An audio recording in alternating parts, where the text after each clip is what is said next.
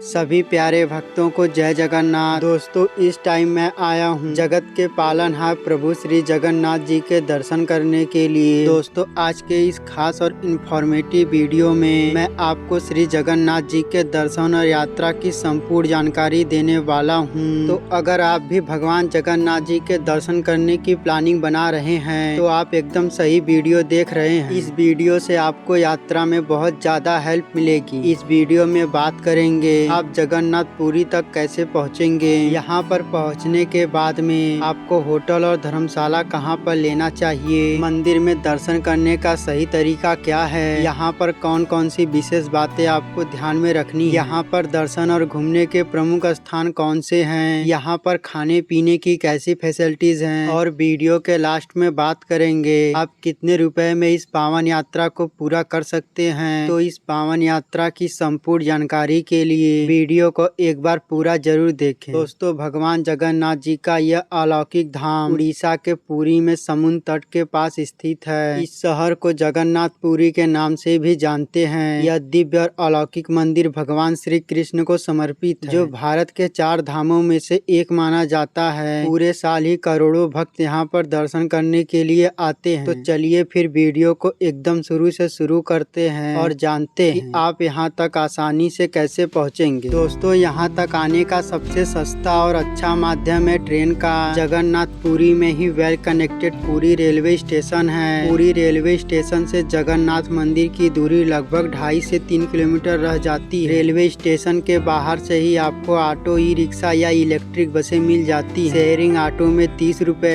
या बस से मात्र 10 रुपए देकर आप मंदिर के पास आ जाएंगे। वहीं अगर आप जगन्नाथपुरी तक बस से आना चाहते हैं तो यहाँ पर पास में ही बस स्टैंड पुरी है, जो मंदिर से लगभग 2 किलोमीटर की दूरी पर स्थित है। आपको आसपास के शहरों और राज्यों से यहाँ तक के लिए डायरेक्ट बसें मिल जाती हैं। तो चलिए, ट्रेन का बहुत ही प्यारा सफर पूरा करके अब हम लोग पहुँच चुके हैं प्रभु जगन्नाथ स्वामी की नगरी जगन्नाथपुरी में। और अब हम लोग बात करते हैं यहाँ पर आपको रुकने के लिए होटल और धर्मशाला कहाँ पर लेना चाहिए। ऐसे तो दोस्तों, आप पूरे पुरी में कहीं पर भी होटल या धर्मशाला ले सकते हैं, लेकिन सबसे अच्छा लोकेशन रहता है ग्रांट रोड मार्केट। यहाँ पर आपको होटल की स्टार्टिंग 1000 रुपए से हो जाती है। वहीं यहाँ पर बहुत से धर्मशाला बने हुए हैं जिसकी स्टार्टिंग 500 रुपए से हो जाती है। दोस्तों, मैं जिस धर्मशाला में रुका था वह मंदिर के बगल में स्थित है। इस धर्मशाला का नाम है दूध वाला धर्मशाला। यहाँ पर सिंगल पर्सन के लिए लॉकर की सुविधा मिल जाती है, जिसका चार्ज एक दिन का 100 रुपए रहता है। अगर आप फैमिली के साथ आते हैं तो यहाँ पर आपको रूम की भी सुविधा मिल जाती है। दोस्तों, अगर आप अकेले आ रहे हैं तो यह धर्मशाला आपके लिए एक अच्छा विकल्प रहता है। तो चलिए, अब हम लोग बात करते हैं यहाँ पर दर्शन करने का सही तरीका क्या रहता है। दोस्तों, यह विश्व प्रसिद्ध मंदिर बहुत ही विशाल बना हुआ है। यहाँ पर प्रवेश करने के लिए चारों दिशाओं में 4 प्रमुख द्वार हैं। मंदिर के अंदर बैग, मोबाइल फोन, जूता, चप्पल और इलेक्ट्रिक सामान ले जाना मना है। प्रवेश द्वार के पास ही मंदिर के द्वारा फ्री लॉकर की सुविधा दिया जाता है। इसके अलावा मेन रोड के साइड आपको प्राइवेट लॉकर की सुविधा मिल जाएगी, जहां पर आप कुछ रुपए चार्ज देकर अपना सारा सामान जमा कर सकते हैं। तो चलिए, फूल माला लेकर मंदिर में प्रवेश करेंगे। फिर मुख्य मंदिर में प्रवेश करने के बाद में भगवान श्री जगन्नाथ, बहन सुभद्रा और भाई बलभद्र के अलौकिक दर्शन कर आशीर्वाद प्राप्त करेंगे। दोस्तों, मंदिर के प्रांगण में और भी बहुत से देवी देवताओं के अलौकिक मंदिर स्थापित हैं, तो आप यहाँ पर भी दर्शन जरूर करें। दोस्तों, मंदिर परिसर में ही आनंद बाजार है, जहाँ पर प्रसाद और महाभोग मिलता है। जगन्नाथ मंदिर के खास रसोई में इस 56 भोग को बनाया जाता है। आप अपनी श्रद्धा अनुसार इस महाप्रसाद को खरीद सकते हैं। इस महाप्रसाद के स्वाद को शब्दों में बता पाना बहुत ही ज्यादा मुश्किल है। दोस्तों, इस दिव्य मंदिर के बहुत से रहस्य भी हैं। इस मंदिर के ऊपर जो ध्वज स्थापित है वह हवा के विपरीत दिशा में लहराता है और दिन के किसी भी समय मंदिर के गुम्बद की परछाई जमीन पर नहीं पड़ती है। यहाँ पर भगवान जी की तीनों मूर्तियाँ लकड़ी से बनी हुई हैं, जिन्हें लगभग हर 12 सालों में बदला जाता है। इस परंपरा को नौ कलेवर कहा जाता है। ऐसा माना जाता है कि भगवान जगन्नाथ जी की लकड़ी की मूर्ति में भगवान श्री कृष्ण का दिल रखा हुआ है, जो आज भी धड़क रहा है। दोस्तों, यह मंदिर बहुत ही ज्यादा अलौकिक और दिव्य है। यहाँ पर दर्शन करने से सभी मनोकामनाएं पूरी होती हैं। तो तो आप यहाँ पर दर्शन करने जरूर आइएगा। दोस्तों बात करें मंदिर में दर्शन करने की टाइमिंग की तो मंदिर सुबह 5 बजे से रात 9 बजे तक आप दर्शन प्राप्त कर सकते हैं। वहीं दिन में कुछ टाइम के लिए भोग और विशेष पूजा के लिए मंदिर में दर्शन बंद रहते हैं। दर्शन करने में 2 से 3 घंटे लग जाते हैं, लेकिन बहुत ज्यादा भीड़ भाड़ होने पर दर्शन करने में 4 से 5 घंटे का भी समय लग जाता है। दोस्तों जून या जुलाई के महीने में यहाँ पर विश्व प्रसिद्ध रथ यात्रा का आयोजन होता है। उस समय यहाँ पर करोड़ों भक्त रथ यात्रा में शामिल होने के लिए आते हैं। रथ यात्रा से 15 दिन पहले मंदिर में दर्शन बंद हो जाते हैं, फिर रथ यात्रा के बाद ही मंदिर में दर्शन प्राप्त होते हैं। तो चलिए दर्शन करने के बाद में अब हम लोग बात करते हैं यहाँ पर आप कहाँ कहाँ दर्शन और घूमने जा सकते हैं। दोस्तों सुबह जगन्नाथ मंदिर में दर्शन करने के बाद में शाम को लगभग 3 से 4 बजे हम लोग चलेंगे गोल्डन बीच, जो मंदिर से लगभग 1.5 किलोमीटर की दूरी पर स्थित है। ज्यादातर लोग यहाँ पर शाम को एंजॉय करने आते हैं। यहाँ पर आप समुद्र की लहरों के साथ मस्ती कर सकते हैं, साथ ही साथ हॉर्स राइडिंग और कैमल राइडिंग का भी मजा आप यहाँ पर ले सकते हैं। दोस्तों बहुत ही सुंदर बीच है। यहाँ पर आपको खाने पीने और शॉपिंग के बहुत से ऑप्शन मिल जाएंगे। शाम को गोल्डन बीच से वॉक करते हुए हम लोग आ जाएंगे स्वर्ग द्वार बीच पर। यहाँ पर सूर्यास्त के बाद समुद्र आरती होती है। यह आरती लगभग 30 से 40 मिनट तक चलती है। इसे देखकर मन को बहुत ज्यादा शांति मिलता है। तो यहाँ पर आरती देखने के बाद में हम लोग फिर से मंदिर के पास आ जाएंगे। दोस्तों सन 2024 में यहाँ पर मंदिर के चारों ओर हेरिटेज कॉरिडोर बनाया गया है, जिसे परिक्रमा मार्ग भी कहते हैं। इस कॉरिडोर को बहुत ही शानदार और प्यारे तरीके से बनाया गया है। शाम को लाइटिंग में इसकी खूबसूरती में 4 चांद लग जाते हैं। इस परिक्रमा मार्ग पर बहुत से मंदिर बने हुए हैं, आप यहाँ पर दर्शन कर सकते हैं। यहाँ पर दर्शन करके आपको बहुत ही ज्यादा अच्छा लगेगा।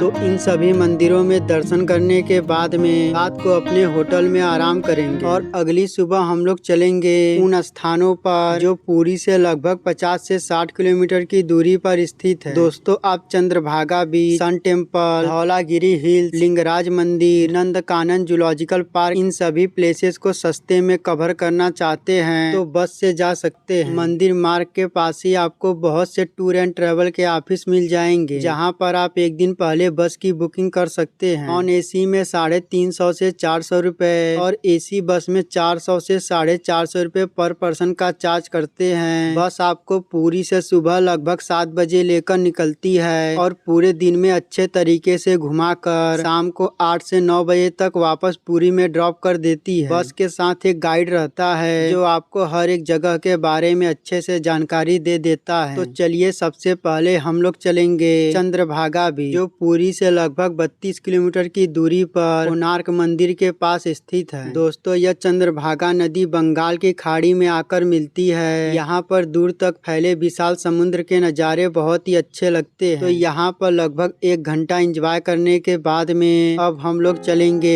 कोणार्क सूर्य मंदिर। यहाँ पर आपको 40 रुपए का एंट्री टिकट लगता है। दोस्तों इस सूर्य मंदिर का निर्माण 13वीं सदी में गंगा राजवंश के महान राजा नरसिंह देव ने करवाया था, जो कलिंग वास्तुकला का सबसे बेहतरीन उदाहरण माना जाता है। यह विश्व प्रसिद्ध मंदिर भगवान सूर्य देवता को समर्पित है। इस मंदिर को ब्लैक पगोड़ा भी कहा जाता है। यहीं से 10 रुपए के नए नोट के पिछले हिस्से पर मंदिर के रथ के पहिए की तस्वीर छपी हुई है। इस प्राचीन मंदिर को यूनेस्को द्वारा विश्व धरोहर की सूची में शामिल किया गया है। तो यहाँ पर घूमने के बाद में अब हम लोग चलेंगे धौलागिरी हिल शांति स्तूप, जो कोणार्क सूर्य मंदिर से लगभग 55 किलोमीटर की दूरी पर स्थित है। यह शांति स्तूप बहुत ही विशाल बना हुआ है, जो भगवान बुद्ध को समर्पित है। यहाँ पर भगवान बुद्ध के जीवन काल को दर्शाया गया है। यहाँ से आपको भुवनेश्वर शहर का खूबसूरत नज़ारा देखने को मिलता है। तो यहाँ पर दर्शन करने के बाद में अब हम लोग चलेंगे श्री लिंगराज मंदिर, जो यहाँ से लगभग 8 किलोमीटर की दूरी पर स्थित है। दोस्तों यह दिव्य और प्राचीन मंदिर भगवान विष्णु और भगवान महादेव जी को समर्पित है। मंदिर के अंदर mobile phone, camera, bag, electric सामान और जूता चप्पल ले जाना मना है। मंदिर के बाहर ही आपको लॉकर की सुविधा मिल जाएगी। तो सामान जमा करके फूल, माला, प्रसाद लेकर लाइन में लगकर मंदिर में प्रवेश करेंगे। यहाँ पर आप स्वयं भूमि शिवलिंग के दर्शन कर आशीर्वाद प्राप्त कर सकते हैं। महादेव आपकी सभी मनोकामनाओं को जरूर पूरा करेंगे। दोस्तों इस विशाल मंदिर परिषद में सभी देवी देवता देवताओं के 50 से अधिक मंदिर स्थापित हैं। आप यहाँ पर सभी मंदिरों के दर्शन कर आशीर्वाद प्राप्त कर सकते हैं। तो यहाँ पर दर्शन करने के बाद में अब हम लोग चलेंगे नंदकानन जूलॉजिकल पार्क, जो मंदिर से लगभग 20 किलोमीटर की दूरी पर स्थित है। दोस्तों, नंदकानन जू लगभग 180 एकड़ के विशाल क्षेत्र में फैला हुआ है। यहाँ पर एंट्री करने के लिए 50 रुपए का टिकट लगता है और 3 से 12 साल के बच्चों के लिए 10 रुपए का टिकट लगता है। दोस्तों, यहाँ पर आपको बहुत से जीव जंतु देखने को मिलेंगे, जिसमें शेर, भालू, हिरण, जिराफ, हाथी और भी 150 से अधिक विभिन्न प्रजातियों के वन्य जीव मौजूद हैं। बच्चों के लिए चिल्ड्रन पार्क बना हुआ है। इसके अलावा आपको जगह जगह पर सेल्फी पॉइंट भी मिल जाएगा। जू सुबह 7:30 बजे ओपन होता है और शाम को लगभग 5:30 बजे बंद हो जाता है। तो यहाँ पर घूमने के बाद में हम लोग शाम को 8 या 9 बजे तक पूरी वापस आ जाएंगे। अगर आपकी रात वाली ट्रेन है तो आप रात वाली ट्रेन से अपने घर के लिए वापसी कर सकते हैं। अगर आपके पास एक दिन और एक्स्ट्रा है तो आप चिल्का लेक साइड भी घूमने जा सकते हैं। दोस्तों, इन सभी प्लेसेस के अलावा भी पुरी में और भी बहुत से छोटे बड़े प्लेसेस हैं। आप अपने टूर प्लान के हिसाब से उन सभी को कवर कर सकते हैं। तो चलिए अब हम लोग जानते हैं यहाँ पर खाने पीने की कैसी फैसिलिटीज हैं। दोस्तों, यहाँ पर आपको बहुत ही अच्छे और VIP रेस्टोरेंट मिल जाएंगे, जहाँ पर आपको प्योर वेज खाना मिलता है। इसके अलावा यहाँ पर बहुत से छोटे बड़े ढाबे भी मिल जाएंगे, जहाँ पर आप नॉर्मल बजट में भी खाना पीना कर सकते हैं, या फिर आप चाहें तो